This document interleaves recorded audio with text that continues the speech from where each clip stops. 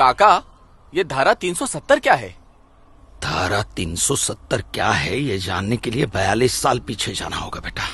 अंग्रेजों ने to nation theory के तहत हिंदुस्तान के दो टुकड़े कर दिए, एक हिंदुस्तान और पाकिस्तान। पाकिस्तान की बहुत इच्छा थी कि जम्मू कश्मीर का विलीनीकरण पाकिस्तान में हो जाए, और राजा हरि सिंह चाहते थे कि कश्मीर एक स्वतंत्र देश रहे। वो न हिंदुस्तान में विलीन होना चाहते थे न पाकिस्तान में, और तब पाकिस्तान ने खूनी खेल खेला। अक्टूबर 1947 में पठानी कबायलियों को जम्मू कश्मीर के खिलाफ उकसाया, कश्मीरी पंडितों का कत्लेआम करवाया। ऐसे हालात देखकर राजा हरि सिंह ने घबराकर नेहरू जी से कहा, कृपा करके आप कश्मीर को बचा लीजिए। मैं ऐसे हालात में चाहता हूं कि कश्मीर का विलीनीकरण भारत में ही हो जाए, सेना भेजिए। लेकिन जब तक भारतीय सेना कश्मीर पहुंची बहुत देर हो चुकी थी। न जाने कितने कश्मीरी पंडितों का कत्लेआम हो चुका था। कश्मीर का 1/3 हिस्सा पठानी कबायलियों ने अपने कब्जे में कर लिया था। लेकिन अपनी इस नीच हरकत के बाद भी पाकिस्तान बाज नहीं आया। पठानी कबायलियों और भारतीय सेना के बीच युद्ध जारी रखा पाकिस्तान ने।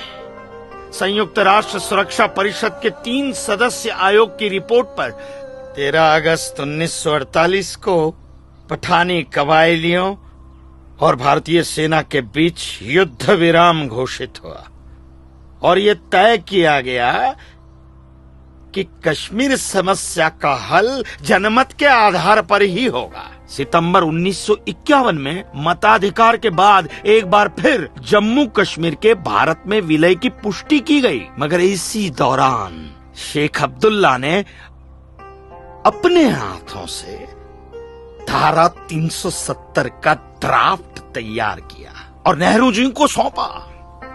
सरदार पटेल और आम्बेडकर साहब की मर्जी के खिलाफ 1952 में नेहरू जी ने इसे लागू भी कर दिया।